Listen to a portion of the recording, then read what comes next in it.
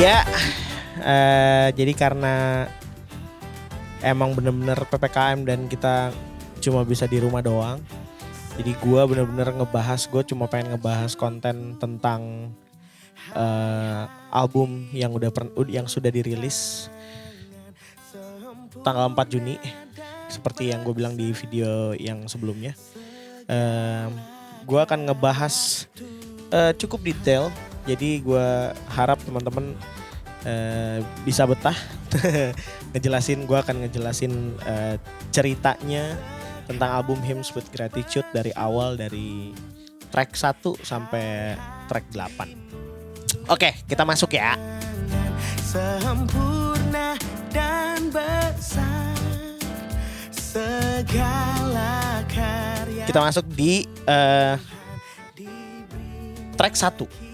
Track 1 itu ada di album Hymns with Gratitude itu ada di situ gue kasih judulnya intro tanda kurung give terus tutup kurung. Kenapa gue kasih intro? Karena gue selalu kebiasaan gue ketika gue bikin album, gue ada 2 album yang gue bikin. Yang pertama di 2016 itu album Dedication. Nah di situ ada gue kasih juga track pertama itu intro. Kenapa gue pengen ada intro? Karena menurut gue gini, ketika kita bikin album, ini mungkin tips juga sih buat temen-temen musisi atau yang memang seneng banget musik dan pengen bikin album. Ketika ini dari gue sih, ketika gue pasang track intro dengan nama intro, itu maksudnya gue pengen mengajak orang masuk ke dalam cerita dari album itu.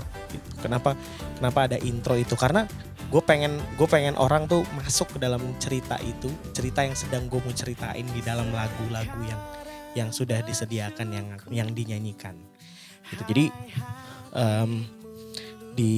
that's why kenapa ada intro dan kenapa ada outro. Gitu. Nah, mungkin gue jelasin sedikit di album Hymns with Gratitude kenapa gratitude.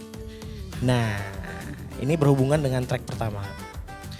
Gratitude bicara tentang bersyukur kan, sikap kita yang bersyukur. Jadi sebelum almarhum bokap gue meninggal, dia cuma bilangnya gini, bersyukurlah, gitu. Mengucap syukur. Kalau ada hal yang kita ngalamin keadaan yang sulit atau keadaan yang susah, yang gak enak sekalipun gitu, kita cuma bisa bersyukur. Dan buat gue nasihat itu benar-benar sangat nempel banget di gue sampai hari ini gitu. Dan menurut gue kayak nasihat ini harus gue abadikan dalam sebuah karya gitu. That's why bilangnya Hymns with Gratitude. Kalau lagu-lagu hymns sendiri ya menurut gue kayak gue lahir dan besar tumbuh di gereja Presbyterian gitu ya. Bokap nyokap gue di Jakarta, gereja di GKI Pondok Indah gitu. Jadi kita suka nyanyi atau denger lagu-lagu hymns, lagu-lagu kidung jemaat gitu. Udah itu aja sih, simple itu. Nah, kenapa gratitude itu sendiri akhirnya berkaitan dengan intro yang dimana di track yang pertama itu, di intro itu ada suara bokap gitu. Jadi kayak menurut gue album ini tuh bisa dibilang teman-teman personal banget buat gue gitu. Dan gue pengen nge-share kisah personal gue dengan semuanya gitu. dengan teman-teman semua. Diiringi dengan piano, gue main piano. Bisa dibilang suaranya gue tempel, gue masukin, terus abis itu gue mulai kayak let's say kayak semi scoring lah gitu. Ketika dia lagi ngobrol, gue bikin sendiri. Gue langsung kayak gue coba buat mengimajinasikan ketika dia lagi ngomong itu gue lagi main gitu. Jadi benar-benar seru aja sih ngomongin intro gitu. Sebenarnya nasihat itu adalah video yang waktu itu gue pertama kali temuin di video tahun 2008. 8 atau 9 gitu, sorry. Audionya yang gue ekstrak, terus abis itu gue masukin, terus gue bikin semi scoring gitu, gue bikin sendiri gitu. Jadi kalau misalnya mau lihat gitu ada tuh ada videonya juga bokap lagi ngomong gitu pakai Alkitab terus kayak wah, lucu sih lucu banget gitu. Jadi track pertama dibuka dengan nasihat dari bokap. That's why kenapa nasihat dari bokap? Karena kalau gue boleh cerita sedikit, setiap kali kita mau tidur tuh sebelum kita tidur dulu masih kecil, zaman masih kecil banget. Setiap kali kita mau tidur tuh kita doa dulu gitu, doa keluarga. Abis itu diakhiri dengan nasihat-nasihat yang panjang dari bokap yang bikin kita sampai ketiduran gitu. Lucu banget sih, lucu. Gitu. Jadi diawali dengan nasihat bokap. Intro, Gev, udah masuk, lalu mulai masuk ke musiknya kan. Kamu teman tereng. Nah ada lirik Kasumasa Manseren itu artinya terima kasih Tuhan dalam bahasa Biak. Gue orang Biak, terus di situ gue kasih masuk Kasumasa Manseren itu artinya kayak terima kasih Tuhan gitu. Ketika kita berterima kasih kan berarti maksudnya kita bersyukur ya. Gitu. Untuk di track itu kayak terima kasih buat bokap gue. Kasumasa Manseren gitu. Thank you buat bokap gue yang udah nasehatin gue dan gini-gini dan dia sekarang udah sama Tuhan gitu. Thank you ya Tuhan. Yeah. Semacam gitu. Oke. Wih, panjang ya. Ya kira-kira gitu sih. Dari intro langsung masuk ke ntar gue mau jelasin. Jadi di dalam nasihatnya bokap itu ada sesuatu yang menarik. Tapi gue pengen jelasinnya nanti di video track nomor 3 lah. Nanti gue akan jelasin itu. Ada satu nasihat yang menarik yang menurut gue kayak ini nggak disengaja tiba-tiba kok kayak berkesinambungan gitu. Jadi nanti aja di video selanjutnya. Album Hymns with Gratitude tuh sebenarnya emang gue kepikiran untuk ngajak teman-teman musisi. Menurut gue kayak album ini nggak bisa cuma sekedar dari Albert Vakdawer sendiri gitu. Ini mesti ada Albert Vakdawer dan teman-temannya gitu. Dan gue bersyukur banget punya teman-teman musisi yang fully support, mau bantu, mau ngedukung untuk album ini gitu. Nah di percussion ada Georgie Tanasale, di piano ada Martin Sihaan, di electric gitar ada Daniel Gomgom, di bass ada Vincent Nathanael, dan di sopran saxophone ada Basji gitu. Oke, dah selesai itu buat intro. Semoga ini ya, semoga nangkep. Terus lalu masuk dari intro itu masuk ke track nomor 2, Sekarang Bersyukur. Nah, Sekarang Bersyukur tuh sebenarnya lagunya kayak apa ya? Pertama kali gue denger lagu Sekarang Bersyukur itu pas gue ibadah di GKI Pondok Indah. Terus gue kayak gue suka banget nih lagu ini gitu. Maksudnya nadanya kok enak banget ya.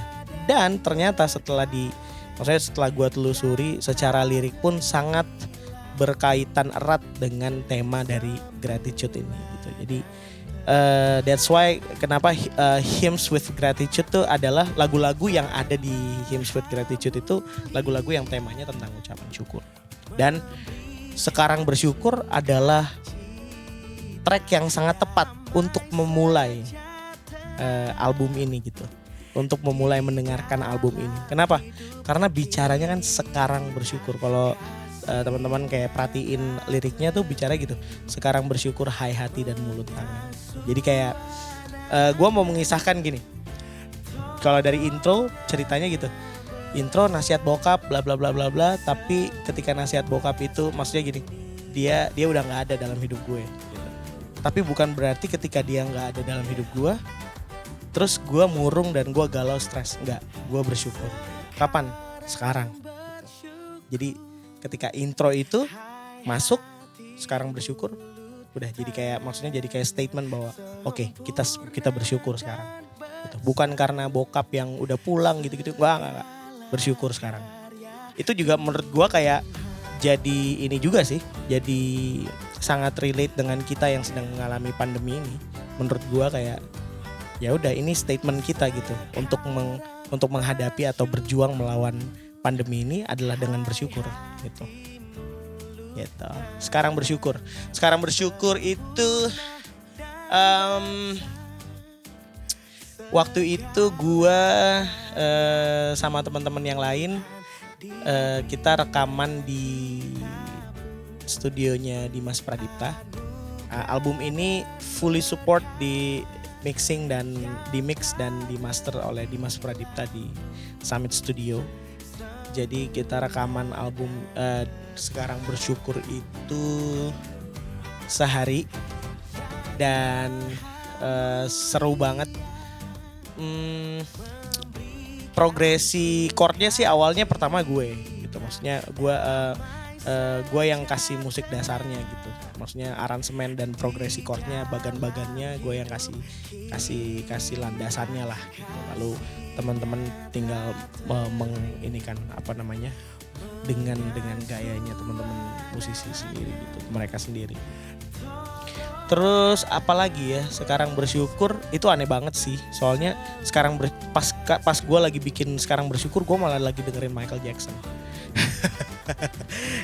Soalnya kalau teman-teman perhatiin di bagian interlude kan ada kayak vamp bersyukur selalu kan. Nah itu sebenarnya kalau dari musiknya teman-teman perhatiin tuh gue kayak terinspirasi banget dari Michael Jackson, dari albumnya dia yang Off the Wall, albumnya dia yang Thriller gitu, kayak oh my god aneh gitu, maksudnya secara genre kan aneh, maksudnya kan dia kayak disco pop gitu kan, ada funknya juga gitu-gitu. Tapi kalau teman-teman perhatiin dan udah denger album Hymns with Gratitude, ini album kan bener-bener ini ya etnik banget gitu, Indonesia Timur banget gitu, dan nggak ada drum loh, sama sekali nggak ada drum. Jadi gue ngerasanya kayak oh ini beda nih. Tapi ketika hasil influence-nya dari MJ gitu ya, terus datang maksudnya gue coba tumpahin ke musik di Sekarang Bersyukur, jadi kayak beda gitu. Gue dengerin, wih oke juga nih, oh ya oke deh gitu. Nah buat yang belum tahu langsung aja di interlude-nya, ada di interlude-nya gitu. Nah waktu itu kita ada 3 hari sih kalau nggak salah ya, 3 hari syutingnya 3 hari.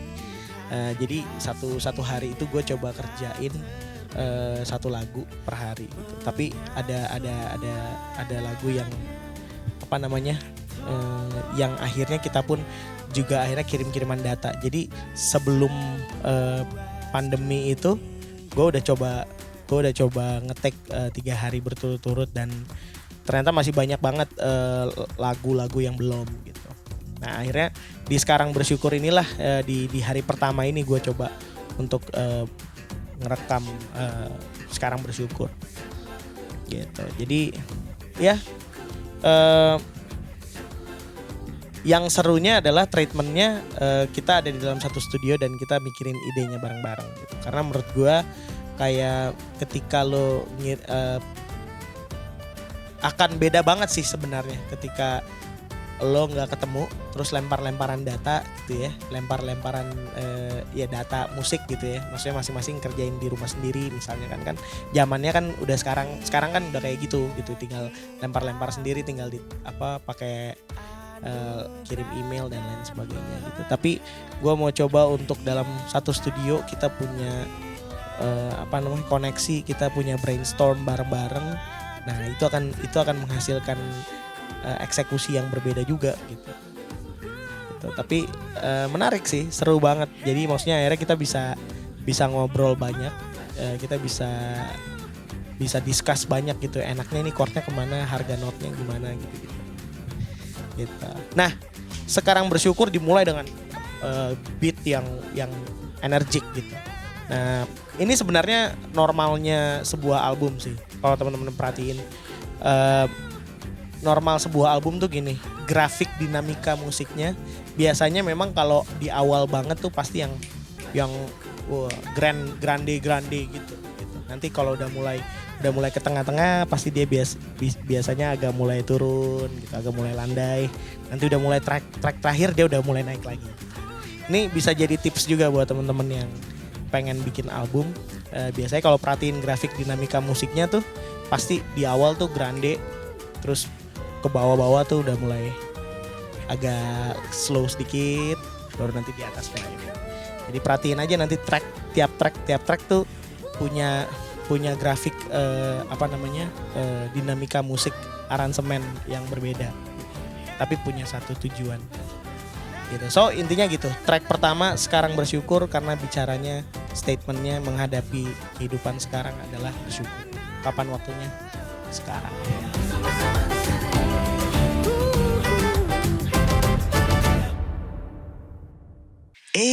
Terima kasih sudah nonton video ini. Jangan lupa share, like, subscribe, dan kasih nyala lonceng tuh. Iyo, kasih nyala, iyo, kasih nyala, iyo.